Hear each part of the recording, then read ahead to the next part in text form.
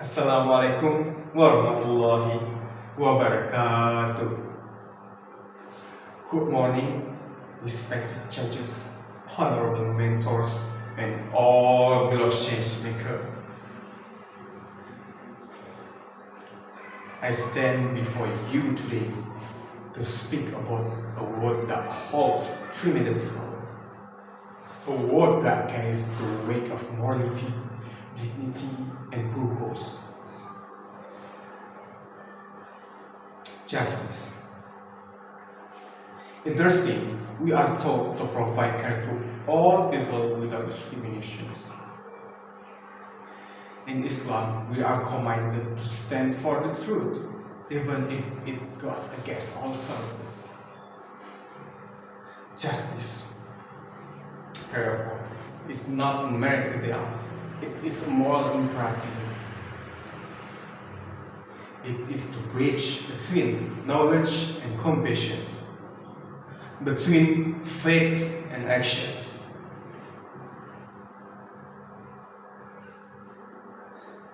But sadly, that bridge is broken in many parts of our world.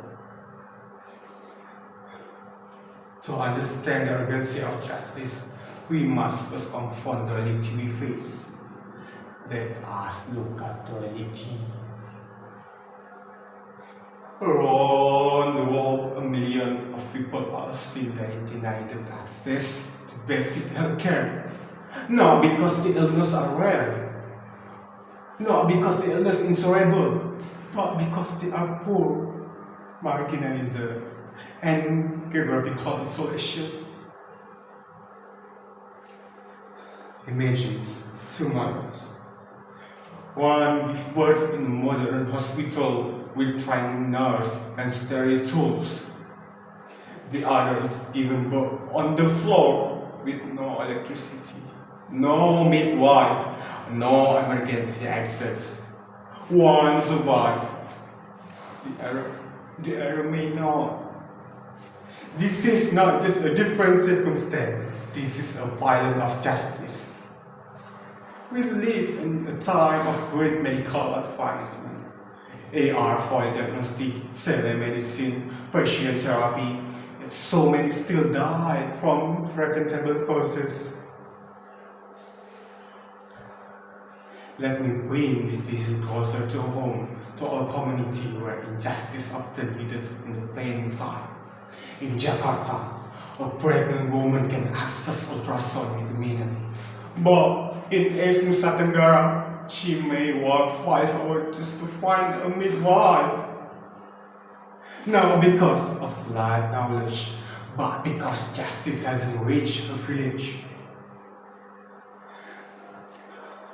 The disparities are not just unfortunate, they are reflect article rhetoric. And we must be clear, this is not merely a healthcare issue, this is a human rights crisis.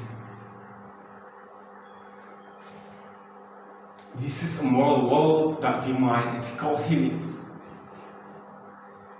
At this point, we must ask, what does our faith teach us about confronting injustice? As Muslims, we are not called to remain silent in the face of injustice. In Surah An-Nisa, Allah declares, "O you who believe, stand firmly for justice and innocence to Allah, even if it against yourself, your parents, and your car." This verse tells us justice is not optional. This is a divine obligation. It must be embodied in our life, our system, and the care we provide. Our Prophet Muhammad ﷺ was the witness nurse of justice. He visited the sick regardless of status or religions. He stood up for the orphan, the outcast, and the oppressed. And he said, "Help your brother, wherever he is an oppression or oppressor." And when companions asked, "How can we help the operations?" He replied, by stopping him from oppression. This is prophetic justice. It's not passive, it is transformative. As a Muslim nurse, we must continue this legacy, not only in spirit but in actions. So, justice without action is merely an idea. So, where do nurses fit these missions? And maybe some say, you are just a nurse. What difference can we make? Let me answer clearly. We are not just anything. We are witness to suffering.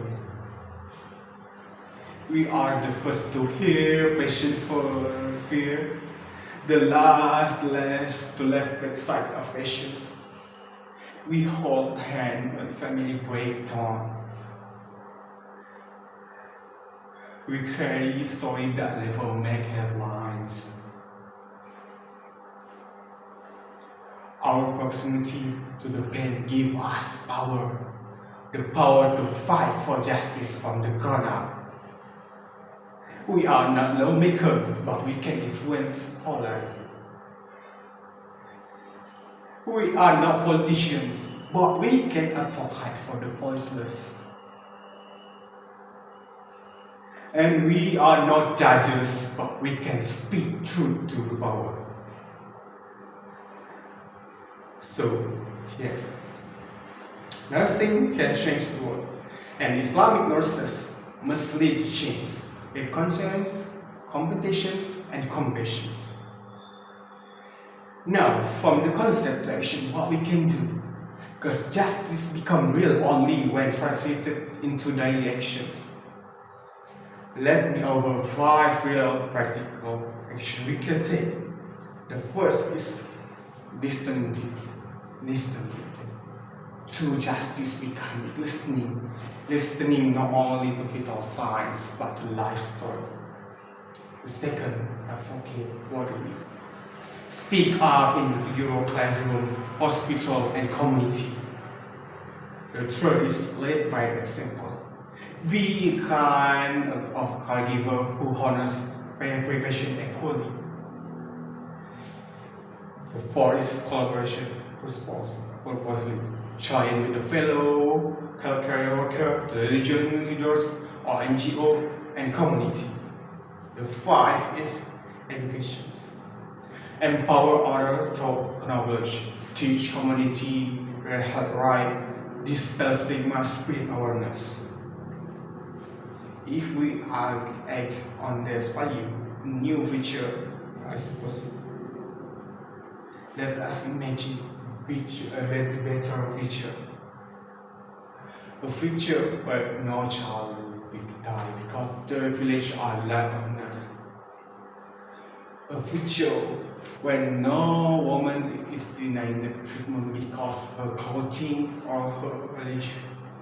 A future when every refuge, every orphan, every outcast is treated with dignity and care. That is the future justice demand. And that is the future we, as a Muslim nurses, are called to build. Let us return to where we began. Justice as daily described deity. Justice is not just abstract value, it's daily truth. It's moral compass we carry every step, every shift, every sacrifice. We may not wear a power suit or within national colors, but we wear white coats, we hold stethoscope, and we hold heart. That is enough to make a difference. So today, I choose to be a nurse with justice. To heal not only illness but broken system. To serve not only with my hand but also with my soul. To follow not only clinical guidelines but also define guidelines. Because for me and for all of us, justice is not just an idea. It is calling. Let us answer that calling. Assalamualaikum warahmatullahi wabarakatuh.